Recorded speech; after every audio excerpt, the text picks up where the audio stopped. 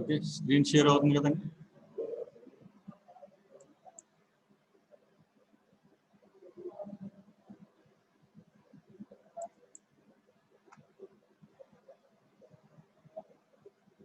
Pawan screen share అవుతుంది, ఒకసారి చూడు.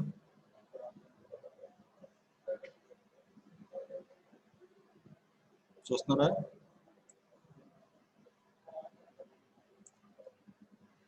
ఓకే,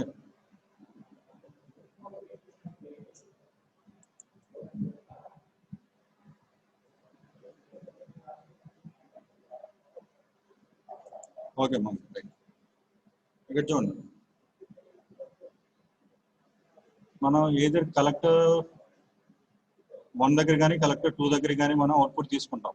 కాబట్టి so V0 is equal to minus VC2. Minus VC2 ఎందుకు రాస్తున్నాను? ఇక్కడ చూడండి, పొలారిటీ ఎలా తీసుకున్నాం? Plus minus. మనం అవుట్పుట్ ఎక్కడ తీసుకుంటాం? ఇక్కడ తీసుకుంటాం, ఈ డైరెక్షన్ లో తీసుకుంటాం. ఈ డైరెక్షన్ లో అవుట్పుట్ తీసుకుంటాం కాబట్టి కరెంట్ డైరెక్షన్ ఏ డైరెక్షన్ లో ఉంది? ఈ డైరెక్షన్ లో ఉంది. సో మైనస్ ప్లస్, కాబట్టి VC2 is nothing but minus IC2 into RC. ఓకేనా? సో మనం ఇక్కడ ఒక ఈక్వేషన్ సబ్స్టిట్యూట్ చేస్తున్నాం, అంటే ఓన్లీ IC2 కి మాత్రమే equation. IC2 is nothing but IE2 కి మాత్రమే ఈక్వేషన్ సబ్స్టిట్యూట్ చేస్తున్నాం. ఓన్లీ IE2 కి మాత్రమే ఈక్వేషన్ సబ్స్టిట్యూట్ చేస్తున్నాం కాబట్టి ఇక్కడ డినామినేటర్ లో, ఓకేనా, so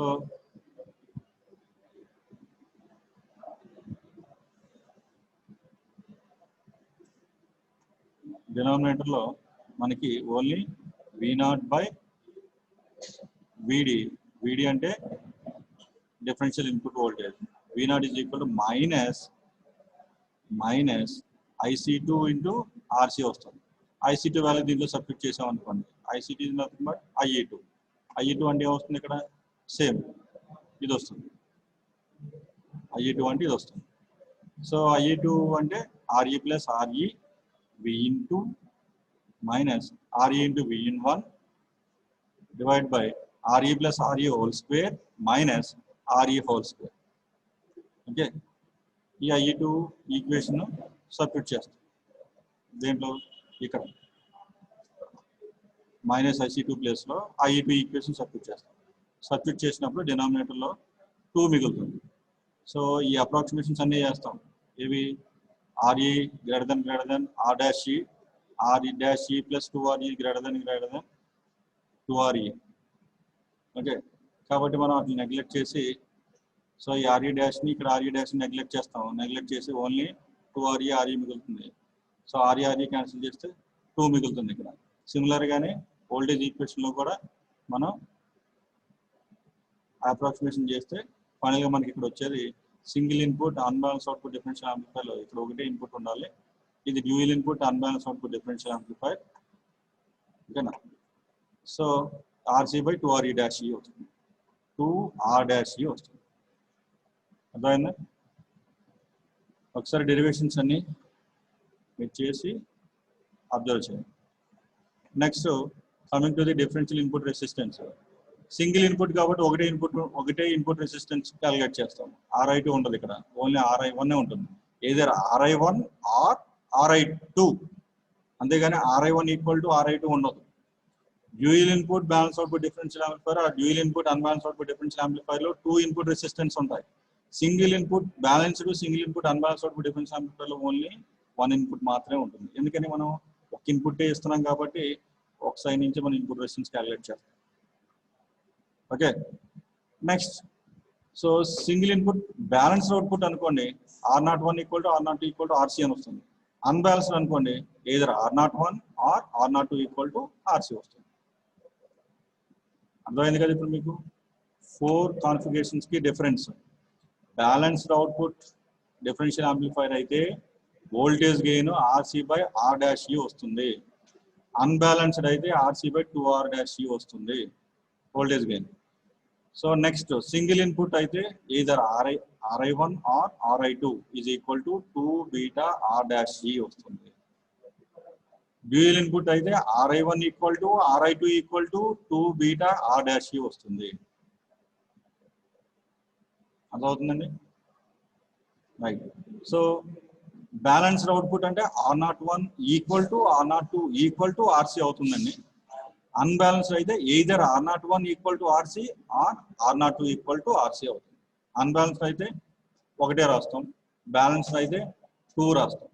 R01 R02 equal to RC అని రాస్తాం బ్యాలెన్స్డ్ అయితే. అన్బ్యాలెన్స్డ్ అయితే ఎయిదర్ R01 ఆర్ R02 రాస్తాం. ఓకేనండి.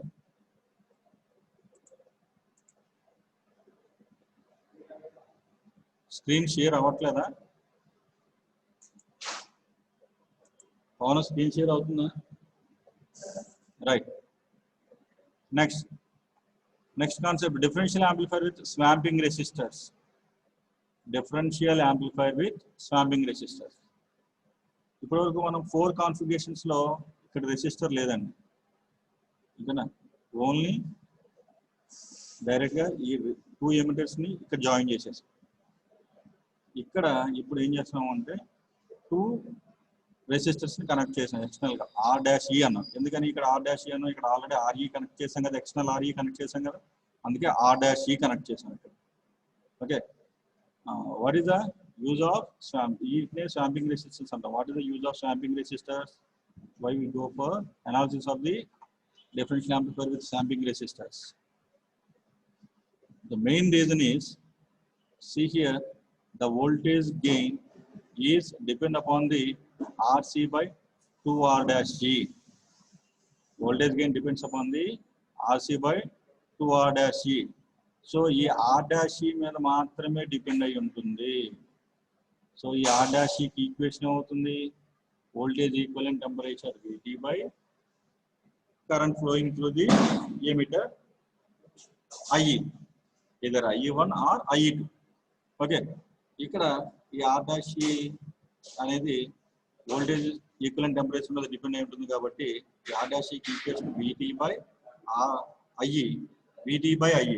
VT means voltage equivalent temperature, that is equal to 26 millivolts. VT by IE.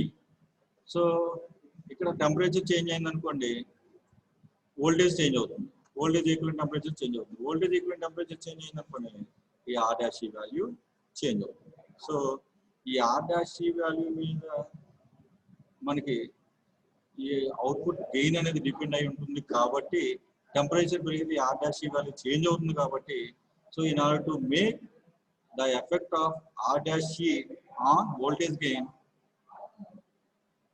in order to avoid the effect of R'' on voltage gain AD, we have to use 2 external resistors, that is R'' here, R'' here.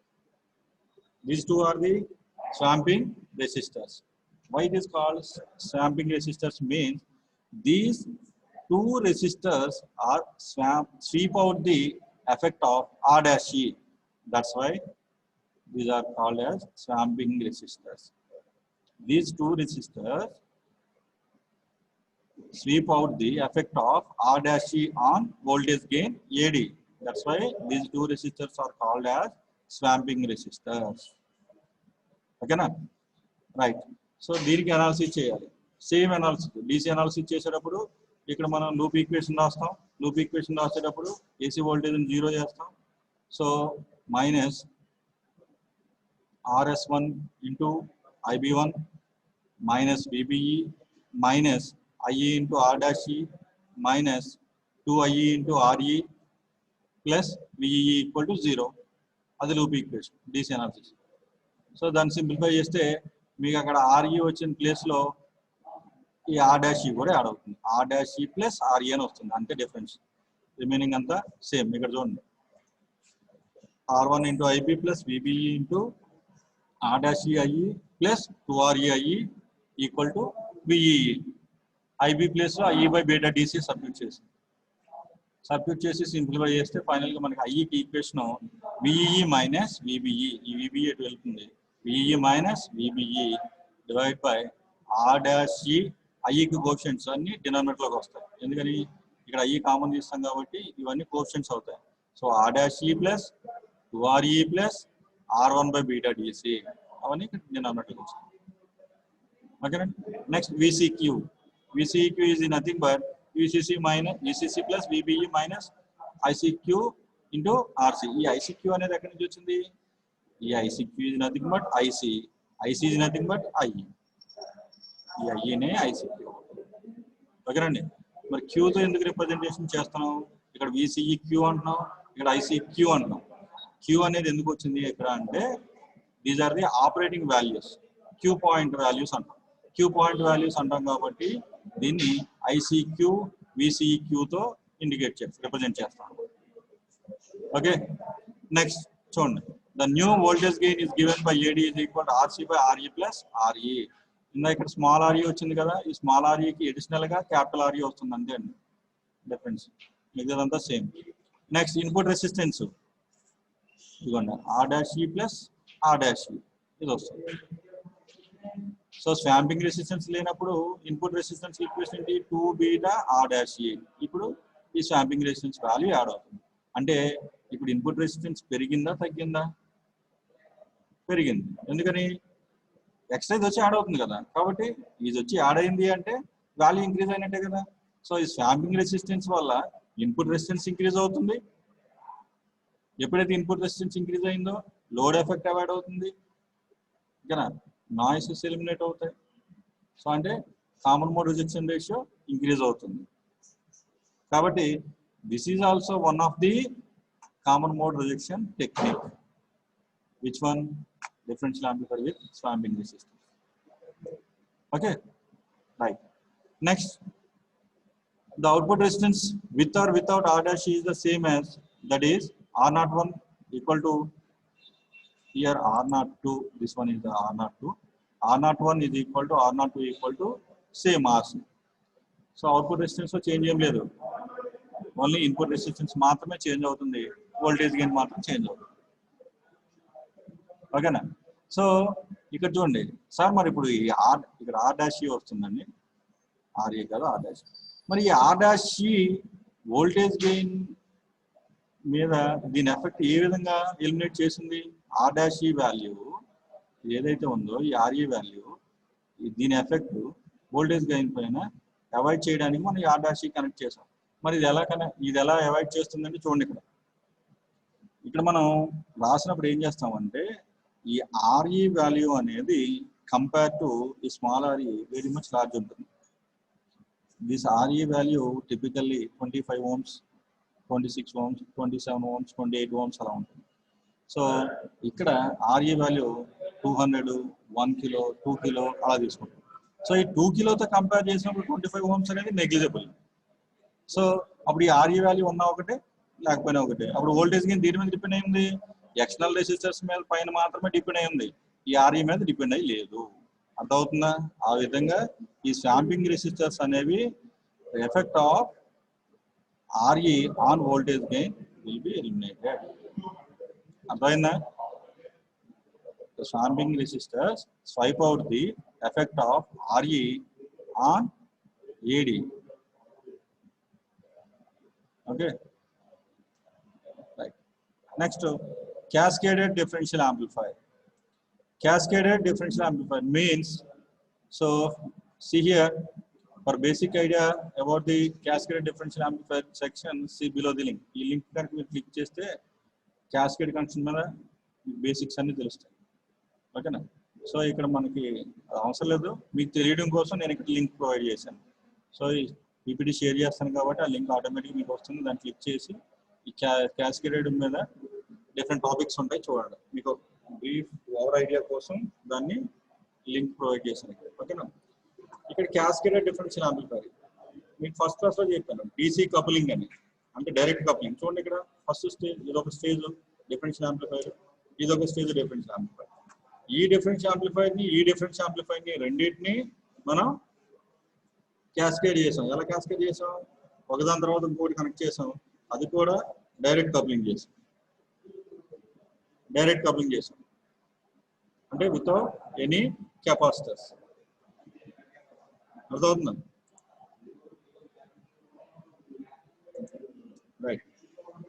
So ఇలా direct coupling చేసాం కాబట్టి ఏమవుతుంది, ఇక్కడ DC voltage కూడా second స్టేజ్కి వెళ్ళిపోతుంది. కాబట్టి so ఇక్కడ డీసీ వాల్యూ అనేది ఇంక్రీజ్ అవుతుంది. ఎందుకు ఇంక్రీజ్ అవుతుంది అంటే ఇక్కడ మనం బయాసింగ్ కోసం దీనికి డీసీ వోల్టేజ్ ఇస్తున్నాం, దీనికి బయాసింగ్ కోసం ఇక్కడ డీసీ వోల్టేజ్ ఇస్తున్నాం.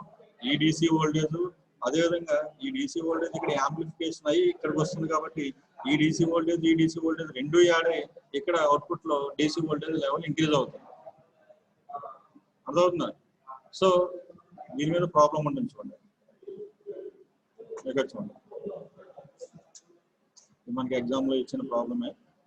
VB equal to 0.715 volts for the cascade differential amplifier shown in figure. Determine the collector current and the collector to emitter voltage for each transistor, the overall voltage gain, the input resistance, the output resistance. Assuming that for the transistors used HRV equal to 100 and VB equal 0.715 volts. So మనకి DC analysis తెలుసు. Individual గా each differential amplifier కి IE1 value, IC1 value, VC1 value calculate చేయండి. వచ్చిన తర్వాత వాటన్నిటిని ఒక loop equation వేసి IE3కి ఈక్వేషన్ ఫైండ్ అవుట్ చేయాలి. దాని నుంచి IE3 is nothing but IC4 nothing but ఈ వాల్యూ వస్తుంది. ఫైనల్గా మనకి VCE3 వాల్యూ, VCE4 వాల్యూ వస్తుంది. దాన్ని బట్టి VC3, VC4 ఫైండ్ అవుట్ చేస్తాం. ఓకేనా? ఈ ప్రాబ్లం నెక్స్ట్ క్లాస్లో చూద్దాం. ఓకే, క్యాస్కేడ్ లో ఎందుకు కనెక్ట్ చేస్తాము అంటే గెయిన్ ఇంక్రీజ్ అవ్వడం కోసం కనెక్ట్ చేస్తాం. Now to increase the gain of the differential amplifier, we have to connect 2 or more differential amplifier in cascade manner. Okay. Next, stability question. So మనం ఇక్కడ gain 2 differential amplifier stage ని cascade లో connect చేసాం కాబట్టి total gain ఏమవుతుంది? Suppose differential amplifier gain AD1 అనుకున్నాం, differential amplifier gain AD2 అనుకున్నాం. Total gain ఏమవుతుంది? మీరు ఏమంటారంటే సార్ AD1 ప్లస్ AD2 అంటారు. రాంగ్. AD1 into AD2. మీరు చెప్పిన ఆన్సర్ ఎప్పుడు కరెక్ట్ అవుతుంది అంటే ఈ AD1ని లాగరిథంలో కన్వర్ట్ చేసుకున్నాక డెసిబల్స్లోకి వస్తుంది. అదేవిధంగా AD2ని లాగరిథంలో కన్వర్ట్ చేసుకుంటే డెసిబల్స్లో వస్తుంది. సో ఈ రెండింటిని అప్పుడు యాడ్ చేస్తాం, డెసిబల్స్లో యాడ్ చేసుకోవచ్చు.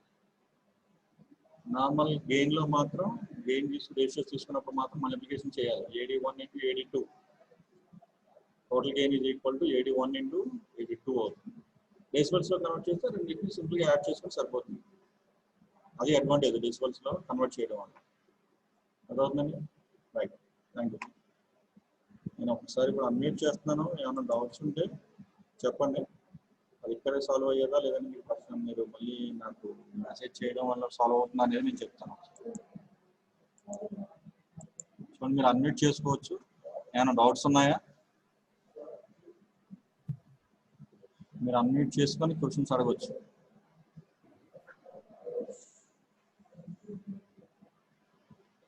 Anyone you have any doubts?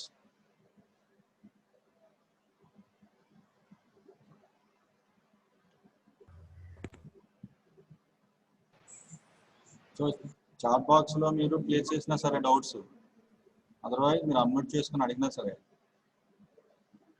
ఓకేనా, లేదంటే వాట్సాప్ చేసినా సరే.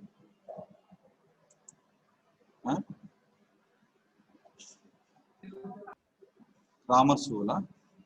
క్రామర్స్ రూల్ అంటే మ్యాథమెటిక్స్ లో వస్తుంది. క్రామర్స్ రూల్ ఇక్కడ చూడండి.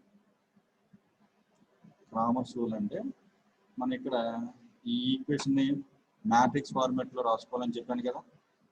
దీన్ని మ్యాట్రిక్స్ ఫార్మాట్ లో రాస్తాం. మనకు వోల్టేజ్ ఈక్వేషన్ ఏంటి? V is equal to I into R కదా.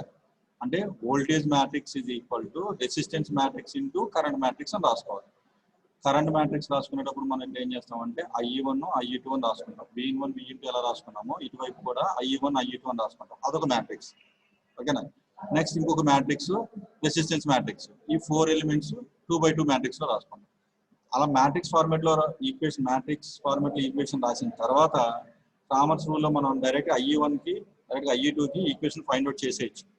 అది ఎలా అంటే ఇక్కడ చూడండి, IE1 క్యాలిక్యులేట్ చేసేటప్పుడు న్యూమరేటర్ లోను డినామినేటర్ లోను రెండిట్లో కూడా మనం ఈ det of the resistance matrix తీసుకుంటాం. Determinant of the resistance matrix తీసుకుంటాం.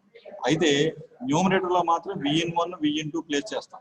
IE1 క్యాలిక్యులేట్ చేసేటప్పుడు వోల్టేజ్ మ్యాట్రిక్స్ తీసుకొచ్చి ఫస్ట్ కాలంలో రీప్లేస్ చేస్తాం. అదవుతున్నా ఇప్పుడు 2 కాలమ్స్ ఉంటాయి కదా రెసిస్టెన్స్ మ్యాట్రిక్స్ 2x2 మ్యాట్రిక్స్ కదా 2 కాలమ్స్ 2 రోస్. సో 2 కాలమ్స్ ఉంటాయి కాబట్టి I1 క్యాలిక్యులేట్ చేసేటప్పుడు ఏం చేస్తామంటే ఫస్ట్ కాలమ్ ని తీసేసి వోల్టేజ్ కాలమ్ తీసుకొచ్చి అక్కడ ప్లేస్ చేస్తాం. డినామినేటర్ లో మాత్రం సేమ్ డిటర్మినెంట్ మ్యాట్రిక్స్ ఉంటుంది, రెసిస్టెన్స్ మ్యాట్రిక్స్ అలాగే ఉంటుంది. ఓకేనా, ఇది క్రామర్స్ రూల్ అంటే. నెక్స్ట్ I2 కి ఈక్వేషన్ ఫైండ్ అవుట్ చేసేటప్పుడు ఇక్కడ I2 క్యాలిక్యులేట్ చేయాలనుకోండి, ఇక్కడ ఈ వాల్యూస్ ఇలాగే ఉంటాయి. ఈ వాల్యూస్ ప్లేస్ లో V1 V2 రాస్తాం. ఇక్కడ V1 V2 రాసి ఈ ఫస్ట్ లో ఉన్న ఎలిమెంట్స్ ఈ యాస్టీజ్ గా ఉంటాయి. అప్పుడు మళ్ళీ same AD minus BC numerator denominator విడివిడిగా రాస్తాం, రాసి క్యాలిక్యులేట్ చేస్తాం. అదే క్రామర్స్ రూల్ అంటే.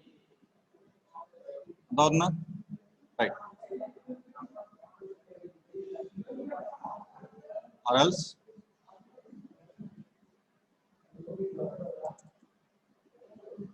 ఏసీ అనాలిసిస్ ఒకసారి చెప్పండి. రైట్, మళ్ళీ రేపు ఒకసారి మళ్ళీ రివైజ్ చేసి ఓకేనా అది స్టార్ట్ చేస్తాం. ఈలోపు మీరు ఏం చేస్తారంటే మీకు ఇచ్చిన మెటీరియల్ ఉంది కదా, నేను సిఆర్కి వాట్సాప్ చేశాను. ఆ మెటీరియల్ ఒకసారి చూడండి, ఏసీ అనాలిసిస్ ఎలా చేస్తాను ఒకసారి చూడండి. నేను రేపు మళ్ళీ మీకు ఎక్స్ప్లెయిన్ చేస్తాను. ఓకేనండి, రైట్ రైట్ రైట్. ఇంకా నోట్స్ ఉన్నాయా? Right, thank you. ఎండ్ చేసేస్తుంది మీటింగ్.